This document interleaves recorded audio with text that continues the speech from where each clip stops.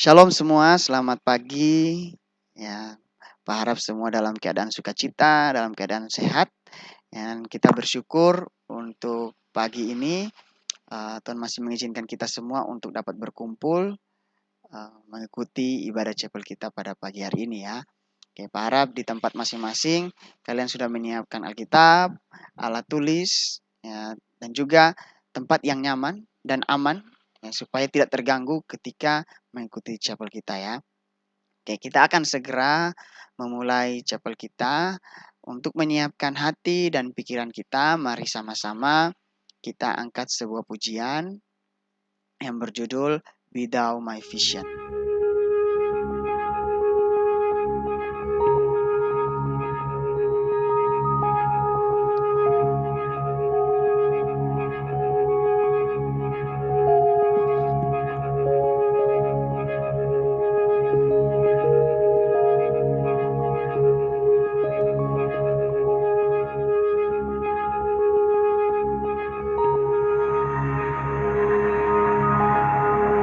Be thou my vision, O Lord of my heart, nor be all else to me save that thou art.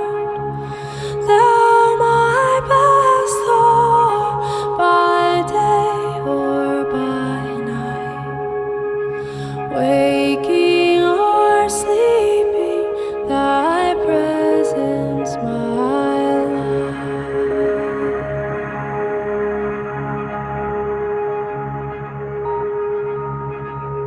Be thou my wisdom, and thou my true word.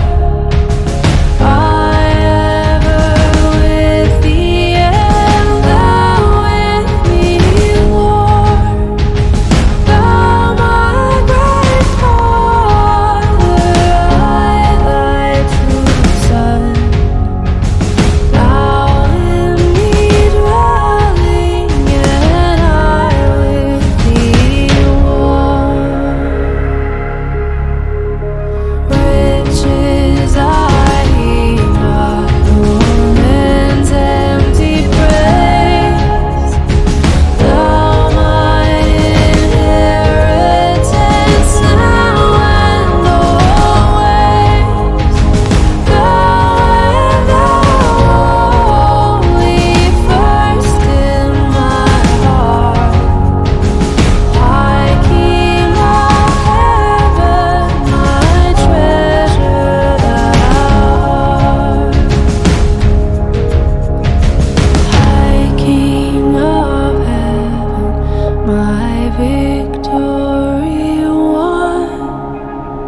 May I reach heaven's joys, your limitless sun. Heart of my own heart, whatever befall, still be my vision, O ruler of all. Heart of my own heart, whatever befall, still be my vision, O ruler of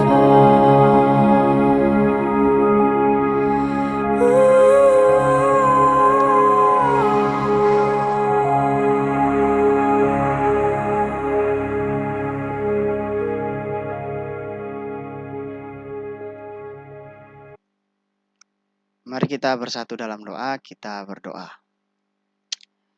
Ya Tuhan Allah Bapa kami dalam Tuhan surga, Allah yang kami sembah dalam anak-Mu Yesus Kristus. Kami mengucap syukur ya Tuhan buat hari baru yang Tuhan berikan kepada kami. Terkhususnya di pagi ini, kami anak-anak-Mu telah berkumpul ya Tuhan untuk mengikuti ibadah chapel ini ya Tuhan. Mari Tuhan pimpin kami, terkhususnya ketika kami membaca dan merenungkan firman-Mu, berikan kami hikmat ya Tuhan untuk dapat mengerti, memahami setiap kata hati Tuhan yang boleh tertuang lewat setiap perenungan firman-Mu ya Tuhan. Terima kasih ya Tuhan, ini doa kami di dalam nama Tuhan Yesus. Kami telah tangan berdoa kepada Bapa di surga. Haleluya. Amin.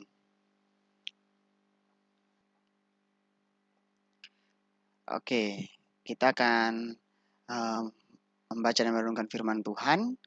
Nah, sebelum masuk ke firman Tuhan pada pagi hari ini, Pak akan mereview sedikit firman Tuhan atau perenungan kita selama kurang lebih 1 minggu ini ya. Nah, kita sudah merenungkan tentang satu tema ya, yaitu tubuh Kristus, betul ya. Nah, jadi Pak akan mereview sedikit kembali tentang firman Tuhan yang telah kita renungkan selama kurang lebih 1 minggu ini. Oke, jadi kita melihat kembali kisah yang sebelumnya, yaitu dari 1 Korintus 12 ya. 1 Korintus 12 itu kurang lebih satu pasal itu ya kita sudah bahas ya. Nah, dari hari yang pertama atau hari Senin kemarin itu kita dijelaskan bahwa salah satu ya, Paulus melihat salah satu kendala atau salah satu isu masalah yang terdapat atau muncul di dalam jemaatnya adalah bahwa Paulus melihat jemaatnya ini mulai mulai menyombongkan diri ya, mulai menyombongkan diri, kemudian mulai menunjukkan siapa yang lebih dari yang lain ya dengan masing-masing karunianya, seperti itu. Jadi Paulus mengingatkan bahwa mereka perlu ingat bahwa karunia yang mereka miliki itu berasal dari Allah. Jadi tidak ada alasan bagi mereka untuk menyombongkan diri.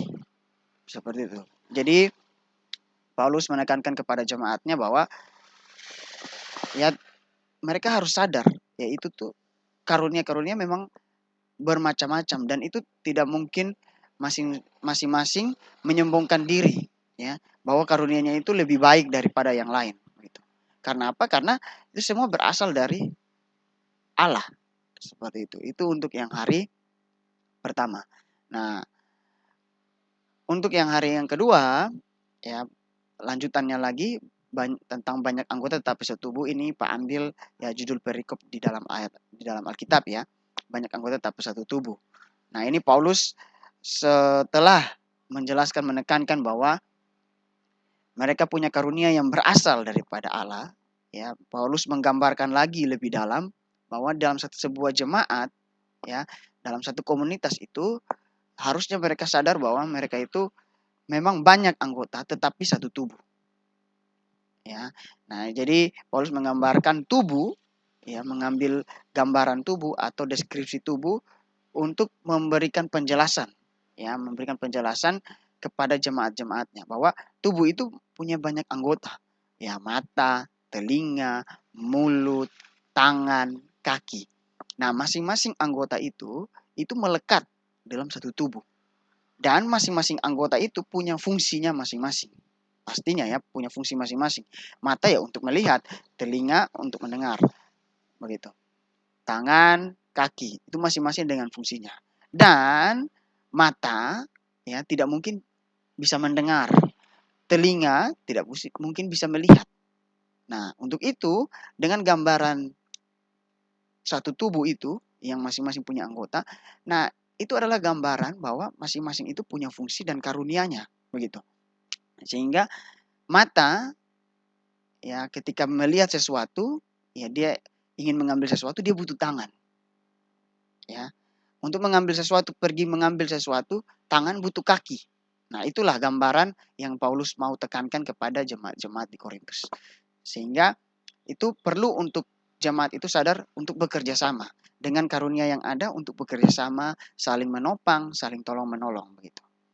Nah, di hari yang ketiga, ya Paulus menekankan lebih dalam bahwa di dalam satu tubuh ya, dalam sebuah komunitas, ya komunitas gereja, tubuh gereja itu adalah tubuh Kristus itu sendiri. Ya, dalam hal ini bukan tubuh secara fisik ya, tetapi mereka telah jemaat-jemaat ini ketika menerima Tuhan Yesus, percaya kepada Tuhan Yesus, mereka menjadi satu tubuh rohani. Ya, jadi bukan tubuh fisik lagi, tubuh rohani yang ditandai dengan apa? Kristus tinggal di dalam mereka. Sehingga ketika mereka melakukan segala sesuatu, mereka menunjukkan Kristus. Ya, menceritakan Kristus seperti itu. Nah, itu untuk di hari yang ketiga. Nah, di hari yang keempat ini berbicara tentang Paulus menekankan sekali lagi, ya, sangat jelas, ya, mereka harus sadar betul bahwa mereka itu dalam satu tubuh Kristus, ya. Mereka selain dalam satu tubuh Kristus, mereka harus sadar bahwa mereka semua itu adalah tubuh Kristus dan merupakan anggota-anggota tubuh Kristus begitu. Dan otomatis ya mempunyai karunia yang berbeda-beda. Ya. Nah, karunia yang berbeda-beda ini mereka harus sadari penuh karena pasti akan mereka temukan dalam satu komunitas, dalam hal ini gereja mereka begitu ya. Jadi harusnya ada yang menjadi pengkhotbah pastinya ya. Dan tidak mungkin semua jadi pengkhotbah. Ada yang menjadi melayani, pelayan begitu. Ya, tidak mungkin semua jadi pelayan. Terus siapa yang berkhotbah? Dan sebaliknya seperti itu. Nah, ini yang perlu yang ditekankan lagi oleh Paulus sehingga jemaat-jemaatnya itu betul-betul sadar bahwa karunia yang mereka miliki itu bukan mereka pakai untuk menyombongkan diri, ya, untuk bermegah, untuk menunjukkan siapa yang lebih hebat daripada yang lain, tetapi mereka pakai untuk sama-sama bekerja sama untuk melayani Tuhan begitu. Ya, kira-kira seperti itu kurang lebih cerita ya atau kisah yang telah kita pelajari di 4 hari sebelumnya. Nah, untuk di hari ini ya, untuk di hari ini kita akan masuk dalam satu kitab ya atau perikop dari Hosea 2 ayat 13 sampai 19. Hosea 2 ayat 13 sampai 19. Nah, jadi Pak akan bacakan ayatnya, kalian ikuti dari tempat kalian masing-masing ya. Hosea 2 ayat 13 sampai 19 demikian bunyi firman Tuhan. Sebab itu sesungguhnya aku ini akan membujuk dia dan membawa dia ke padang gurun dan berbicara menenangkan hatinya. Aku akan memberikan kepadanya kebun anggurnya dari sana dan membuat lembah Akor menjadi pintu pengharapan. Maka dia akan merelakan diri di sana seperti pada masa mudanya, seperti pada waktu dia berangkat keluar dari tanah Mesir. Maka pada waktu itu demikianlah firman Tuhan. Engkau akan memanggil aku suamiku dan tidak lagi memanggil aku Baalku. Lalu aku menjauhkan nama para Baal dari mulutmu, maka nama mereka tidak lagi disebut. Aku akan mengikat perjanjian bagimu pada waktu itu dengan binatang-binatang di padang dan dengan burung-burung di udara dan binatang-binatang melata di muka bumi. Aku akan meniadakan busur panah, pedang dan alat perang dari negeri dan akan membuat engkau berbaring dengan tentram. Aku akan menjadikan engkau istriku untuk selama-lamanya dan aku akan menjadikan engkau istriku dalam keadilan dan kebenaran, dalam kasih setia dan kasih sayang. Aku akan menjadikan engkau istriku dalam kesetiaan sehingga engkau akan mengenal Tuhan. Ya, demikian jauh pembacaan firman Tuhan. Ya, baik anak-anak, ya kalau kita lihat sekilas ya Hosea 2 ayat 13 sampai 19 ini berbicara tentang ya pernikahan ya, istri begitu ya, menjadikan istri, engkau menjadi suami begitu ya. Nah, kita akan melihat apa sih hubungannya ya? Apa sih hubungannya dengan firman Tuhan yang telah kita pelajari, kisah-kisah yang telah kita pelajari selama 4 hari ini begitu. Nah, sebelum masuk ke sana, ya Pak akan menjelaskan sedikit tentang konteks kitab Hosea secara umum ya, secara umum. Ini secara singkat, Pak ringkas saja ya konteksnya seperti apa. Nah, ya, konteks kitab Hosea yang pertama itu, kitab Hosea ini merupakan kitab yang menggambarkan hubungan Allah dengan bangsa Israel dalam perjalanan kehidupan bangsa Israel. Ya, jadi ini gambaran bangsa Israel ya, yang kalau kita tahu bersama ya, bangsa Israel itu adalah bangsa yang tegar tengkuk, yang benar-benar bangsa yang ya kalau senang-senang itu pasti melupakan Tuhan. Tapi kalau sulit datang kepada Tuhan. Begitu. Nah, kita juga tahu di dalam saat yang sama Israel ini adalah umat pilihan Allah seperti itu. Ya, tetapi Allah dengan kasih setianya ini selalu ditinggalkan oleh bangsa Israel. Nah, ini adalah salah satu gambaran ya. Kitab Hosea ini adalah satu gambaran hubungan Allah dengan bangsa Israel. Begitu. Hubungan yang seperti apa? Yang tadi kita sudah baca ya. Allah mau menjadikan ya, menjadikan bangsa Israel ini sebagai istrinya. Begitu ya. Hubungannya ya, dalam tanda kutip ini hubungannya ya, menggambarkan hubungannya. Bahkan Allah ketika menjadikan istri ya bangsa Israel itu dalam tanda kutip ya sebagai istri, membuat supaya apa? Supaya bangsa Israel itu bisa memanggil Allah itu suami dan tidak memanggil lagi atau tidak menghadap lagi Baal-Baalnya mereka. Ya. Nah, itulah konteks yang pertama. Yang kedua adalah ya Hosea ini ya adalah nabi yang diutus Allah untuk memperingati sekaligus menjadi contoh bagi bangsa Israel untuk menggambarkan Allah yang begitu mengasihi umatnya. Ya, kalau kalian baca di Hosea 1 ya, itu keluarganya Hosea itu menjadi gambaran bangsa Israel yang tidak setia. Seperti itu ya. Jadi kita tahu ya, Hosea ini adalah nabi yang diutus ketika firman Tuhan datang kepada dia. Allah berfirman kepada Hosea bahwa ya pergi dan mengawini perempuan sundal ya, seperti itu. Kalian bisa bayangkan ya, ini seorang nabi. Ya ini jadi konteksnya itu pada zaman ini adalah ya zaman ketika raja Israel itu ya si Yerobeam begitu. Nah, Israel ini terbagi menjadi dua ya, Israel Utara dan Israel Selatan. Begitu. Nah, ini si Yerobeam ini adalah raja dari Israel Utara ini. Nah, Nabi Hosea ini berasal dari Israel Selatan. Nah, dia pergi, Allah mengutus Hosea ya yang dari Israel Selatan ini ya pergi ke Israel Utara ini. Nah, pada zaman itu Israel Utara ini sedang tentram ya, sedang sangat istilahnya sejahtera ya, sehingga karena kesejahteraannya itu ya kita tahu Israel itu kalau sejahtera ya dia sudah mulai melupakan Tuhan, bahkan mulai istilahnya dosa itu mulai mereka istilahnya tidak peduli lagi dengan dosa, mereka berbuat dosa semaunya, persinahan ya, bahkan menyembah patung-patung, berhala dan sebagainya itu, sehingga Allah memanggil Nabi Hosea untuk memperingati begitu. Nah, tapi bukan hanya memperingati tetapi Hosea ya disuruh oleh Allah untuk mengawini begitu ya.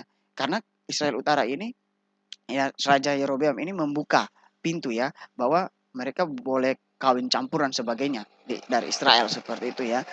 Ya, boleh dari mana saja datang begitu ya. Terbuka seperti itu. Ya.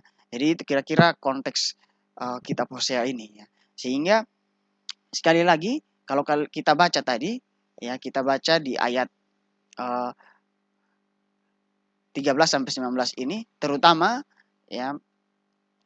di ayat 15 firman Tuhan mengatakan bahwa engkau akan memanggil aku suamiku ya dan tidak lagi memanggil aku. Ini maksudnya merujuk kepada Israel ya.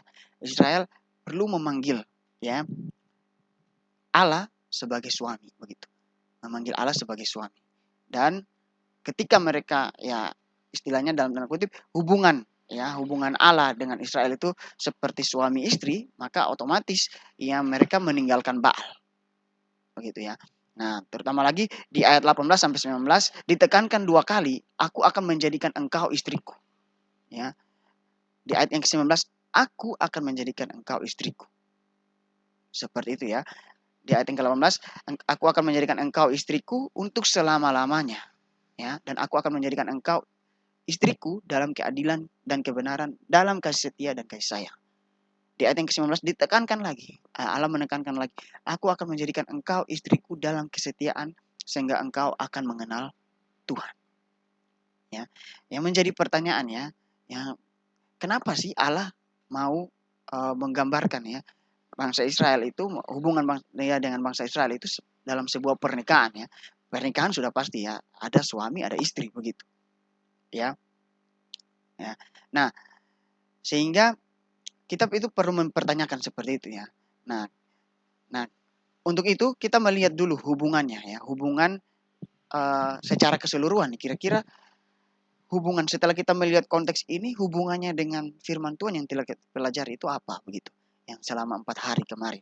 Nah, mari kita lihat apa hubungannya ya. Allah menyebut bangsa Israel sebagai mempelai wanita sama seperti gereja atau tubuh Kristus juga disebut mempelai Kristus atau pengantin perempuan Kristus. Ya, ini satu hubungan yang sangat erat ya. Oke. Ya, jadi Allah menyebut bangsa Israel sebagai mempelai wanita. Ya. Nah, sama seperti gereja atau tubuh Kristus itu disebut sebagai mempelai Kristus. Ya. Jadi gereja sebagai mempelai Kristus atau pengantin perempuan. Ya, ini masih ada hubungannya. Jadi bukan sembarang Tuhan menyebutkan engkau istriku atau menyebut Allah suamiku. Tapi ini ada hubungannya jauh ya ke depan, bagaimana nantinya ya gereja atau tubuh Kristus itu disebut sebagai mempelai Kristus. Nah, pertanyaannya kembali, kenapa Allah mau ya menggambarkan itu sebagai sebuah gambaran pernikahan begitu ya. Nah, kita akan lihat. Jadi yang pertama, pernikahan itu adalah untuk seumur hidup. Kita tahu ya, pernikahan itu dalam Kristen, pernikahan itu adalah untuk seumur hidup begitu. Ya. Nah, ini mau menunjukkan apa? Bahwa menunjukkan bahwa Allah mengasihi kita selama-lamanya. Nah, hubungan ya pernikahan itu ya kita perlu melihat bahwa Allah mau kita itu sadar bahwa Allah mengasihi kita itu selama-lamanya. Begitu. Ya, karena digambarkan sebagai sebuah pernikahan ya, sangat intim sekali ya. Pernikahan ini bagian pertama yang perlu kita lihat bahwa konsekuensi dari bukan konsekuensi ya. Ya untuk yang namanya pernikahan ya ini berujung bahwa pemikiran kita perlu sadar bahwa ini berhubungan dengan seumur hidup begitu ya atau waktu. Ya, jadi hubungan pernikahan itu bukan hubungan yang sementara ya. Seperti pacaran ya, beda ya. Ya kalau pacaran bisa putus nyambung. Tapi kalau yang namanya pernikahan itu sudah terikat begitu ya, dan seumur hidup. Ya menunjukkan waktu. Ya, bagaimana Allah mengasihi kita selama-lamanya. Begitu. Jadi poinnya adalah bagaimana Allah mengasihi kita selama-lamanya. Nah, yang kedua kenapa Allah memilih gambaran pernikahan adalah yang pertama, yang kedua adalah tentang kasih. Ya, di dalam pernikahan itu pasti berhubungan erat, ya, sangat berhubungan dengan yang namanya kasih. Ya, kasih antara pasangan yang satu dengan pasangan yang lain. Dengan antara pasangan yang satu, ya, dengan pasangannya, begitu ya. Antara pasangan itu saling mengasihi begitu. Ya. Nah, ini satu gambaran ya bahwa Allah begitu sangat mengasihi kita, ya, sehingga Dia mau kita ya sebagai mempelai wanitanya. Begitu. Ya. Nah, ini bahkan digambarkan dari bangsa Israel. Nah, kita perlu berefleksi nih, kita perlu memikirkan ya, apakah kita sama seperti bangsa Israel yang tegar tengkuk ya. Ya, apakah kita sama ya dengan bangsa Israel yang waktu senang melupakan Tuhan ya, padahal senangnya itu berasal daripada Tuhan, waktu sukacita kita melupakan Tuhan, tetapi ketika kita berbeban berat kita datang kepada Tuhan. Gitu ya. Nah, tetapi dengan kondisi kita meninggalkan Tuhan pun ya, Allah dengan caranya ya mau menjadikan kita sebagai mempelainya. Begitu. Mau membuat kita punya hubungan itu intim ya. Pernikahan itu sebuah hubungan yang intim. Gitu ya. Allah mau kita dengan Allah itu memiliki hubungan yang sangat intim. Begitu. Ya, jadi kira-kira seperti itu. Ya. Untuk kenapa ya Allah memilih gambaran pernikahan. Ya. Sehingga ditekankan dalam Hosea ini ya, bahwa ya engkau akan memanggil aku suamiku. Ya. Jadi hubungan Israel seharusnya seperti itu. Bahkan hubungan kita dengan Allah harusnya seperti itu. Ya, memiliki hubungan yang sangat intim. Begitu ya. Jadi ketika kita mau merenungkan ya tentang firman Tuhan terkhususnya dari Hosea ini, ya kita jangan melihat tentang pernikahannya ya begitu ya. Tetapi ini berhubungan jauh ya bahkan sampai kepada Kristus ya yang adalah tubuh gereja itu ya, tubuh gereja adalah tubuh Kristus itu yang mau menjadikan kita sebagai mempelainya. Begitu ya. Bahkan ini dipakai sampai sekarang ya. Sampai sekarang. Nah, ini bukan fokus kepada pernikahannya tetapi kepada hubungan ya. Ya, hubungan ketika kita mengerti tentang pernikahan ini.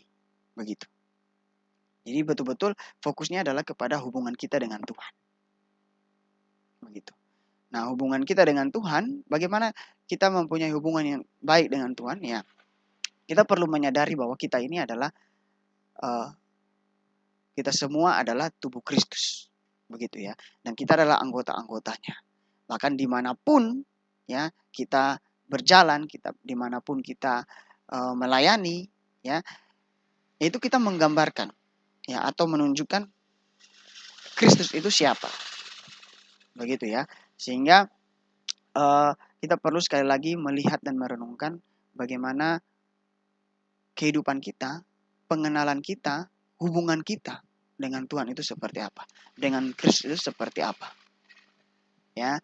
Sehingga Pak mengambil sebuah kesimpulan, ya sekali lagi kita adalah bagian dari tubuh Kristus yang telah menjadi tubuh rohani karena Kristus tinggal di dalam kita, ya. Sehingga kita ketika kita melayani Tuhan di dalam dunia ini, ya dengan segala aspek ya pelayanan kita, dengan konteks kehidupan kita masing-masing, setiap orang ya yang kita temui, ya, yang kita layani itu bisa melihat Kristus dalam kehidupan kita. Ya, karena apa? Karena kita sudah memiliki hubungan ya dengan Kristus. Seperti itu. Ya, Kristus mau kita menjadi mempelai. Gitu ya. Mempelainya. Seperti itu. Nah, kemudian Kristus begitu mengasihi kita hingga kita dijadikan sebagai mempelai Kristus. Ya, sekali lagi kita perlu menyadari ini dengan betul-betul ya, dengan sungguh kita pikirkan lagi lebih dalam. Ya, kita yang begitu berdosa, kita yang begitu jauh daripada Tuhan, bahkan kadang-kadang kita tidak mengingat Tuhan, ya Tuhan masih mau, ya Tuhan menginginkan kita untuk menjadi mempelainya. Ya, karena apa? Karena Dia begitu mengasihi kita. Dan tidak ada alasan bagi kita ya seharusnya ya untuk tidak mau mengenal Tuhan, ya untuk tidak mau dekat dengan Tuhan. Ya, biarlah firman Tuhan pada chapel kita pada pagi hari ini boleh terus mengingatkan kita tentang hubungan kita dengan Tuhan. Ya, dan bagaimana kita juga dalam komunitas kita adalah satu tubuh Kristus yang setiap anggotanya itu berhubungan. Berhubungan untuk apa? Untuk melayani Tuhan, ya, untuk saling menopang, untuk memuliakan nama Tuhan dimanapun kita berada. Ya, demikian firman Tuhan yang bisa Pak sampaikan. Mari kita tutup di dalam doa. Kita berdoa. Terima kasih ya Tuhan buat firman Tuhan di pagi ini yang boleh terus mengingatkan kami, menyadarkan kami tentang kami sebagai manusia di hadapan Engkau ya Tuhan. Biarlah kami terus menyadari hubungan kami, biarlah kami terus mau mengenal Tuhan lebih dalam lagi, lebih intim lagi ya Tuhan. Sehingga di dalam kehidupan kami, ketika kami boleh melayani, ketika kami boleh keluar untuk menyaksikan Tuhan, setiap orang yang kami temui ya Tuhan, boleh melihat bahwa Kristus berada dalam kami. Terima kasih ya Tuhan, terima kasih Tuhan Yesus. Kami telah selesai untuk chapel di hari ini. Kami akan melanjutkan seluruh aktivitas kami di hari ini. Biarlah pimpinan Tuhan, pertolongan Tuhan saja yang selalu beserta dengan kami. Terima kasih ya Tuhan, ini doa kami, ucapan syukur kami di dalam nama Tuhan Yesus. Kami telah datang dan berdoa kepada Bapa di sorga. Haleluya, amin. Oke baik anak-anak, terima kasih untuk hari ini. Silakan mempersiapkan diri untuk kegiatan selanjutnya.